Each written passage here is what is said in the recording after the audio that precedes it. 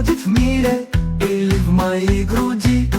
или в моей квартире, доктор